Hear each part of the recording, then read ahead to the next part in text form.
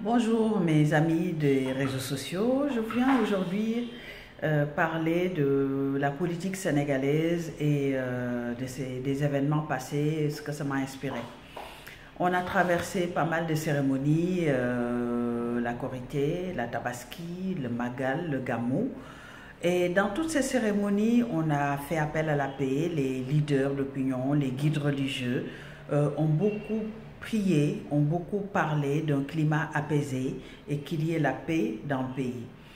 Alors, je voudrais en fait apporter un peu mon opinion là-dessus pour dire que la paix, elle est organisée par des personnes qui d'ailleurs sont payées pour cela, à savoir le gouvernement qui est en place. Et que la paix dont on parle, ce n'est peut-être pas seulement l'insécurité dans les quartiers ou certains faits divers qui sont relayés dans la presse, c'est ceux qui sont dans la sphère politique que cela se passe d'une manière apaisée. Là-dessus, la responsabilité de ceux qui sont au pouvoir, on peut le dire pour ces années passées, est essentielle. Parce qu'il y a plusieurs formes de violence en fait qui entraînent des désordres qui ont été quand même constatés au Sénégal. Il y a le gouvernement de Macky Sall est arrivé avec la promesse de faire 5 ans. En se dédisant de manière aussi verte, ça a été une grosse déception pour les citoyens. C'est un désaveu. Il y a eu beaucoup de personnes qui avaient commis des malversations et qu'en tout cas le Sénégal, sans en avoir les preuves, aurait voulu que ces personnes rendent compte.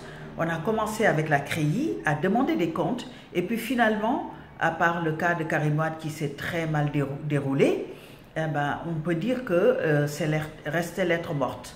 Donc la reddition des comptes est complètement ratée. C'est ajoutant que, entre-temps, durant ces 7 ans, plusieurs dossiers, plusieurs personnalités qui ont eu des gestions depuis 2012 ont été épinglées par la Cour des comptes, par le rapport de l'inspection générale d'État, sans qu'il y ait eu de suite, encore moins de procès. Donc ce deux poids deux mesures fait que la réduction des comptes est devenue un pamphlet qui a été servi pour arriver au pouvoir.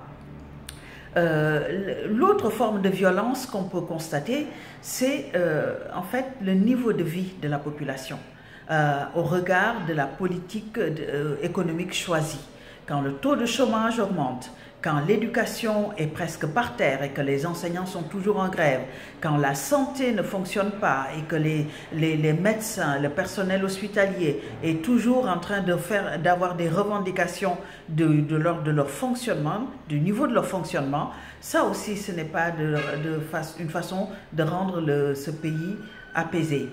Le gouvernement aussi avait la possibilité de mettre de l'ordre dans les partis politiques en appliquant tout simplement la loi, en demandant que tout parti politique constitué ait un siège, et fasse une assemblée générale, tienne une assemblée générale et rende des comptes, ses comptes publics de son action. Je pense que ce faisant, on aurait pu diminuer énormément le nombre de partis politiques. D'autres formes de violence aussi arrivent parce que quand on prône le dialogue et que finalement on se retrouve avec juste un prétexte pour mener un plan politique et faire sortir Karim Wade de prison dans un scénario digne d'un film, ce n'est pas aussi être sincère vis-à-vis de la population, on ne peut pas demander après à l'opposition de se taire et que chaque fois que l'opposition parle, on lui dit « vous amenez un climat de violence ». Il y a aussi des aspects moraux qui interpellent les gens. L'apologie de la transhumance. On en est venu, au vu et au su de tout le monde, à donner des montants énormes à des caciques du pouvoir qui étaient en place, qui avaient été épinglés et qui du coup rejoignent l'herbe grasse aujourd'hui. Et c'est pour ça qu'on les appelle transhumants et ça continuera avec ce nom, n'en déplaise certains. Donc tout cela vient participer à ce climat de violence. On peut s'y ajouter ces événements de ces derniers jours, à savoir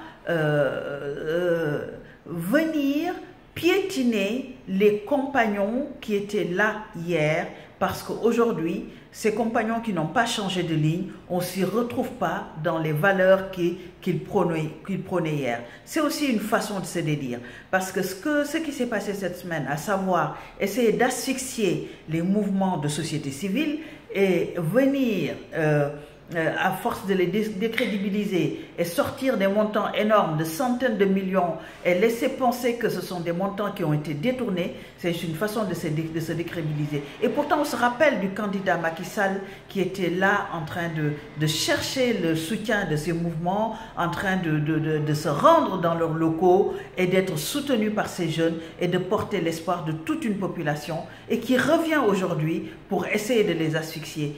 Tout cela, ce sont des formes de violence. Et donc, on voudrait que ceux qui prônent la violence, certes, demandent à l'opposition de le faire avec du civisme, mais demandent à ceux qui ont le gouvernement, qui ont l'administration, la police, l'armée et les instruments pour mener la politique de paix, de faire leur devoir. Et ce sont les forts qui amènent la paix. On ne demande pas aux faibles, à ceux qui n'ont pas les moyens, de venir faire la paix pendant que les autres les écrasent. Ce n'est pas juste. Ce n'est pas juste et ça ne peut pas passer. Donc c'est le message que je voudrais ajouter par rapport à tous ceux qui prônent la paix sans se poser les vraies questions de pourquoi ce climat délétère que tout le monde déplore. Je vous remercie pour votre attention.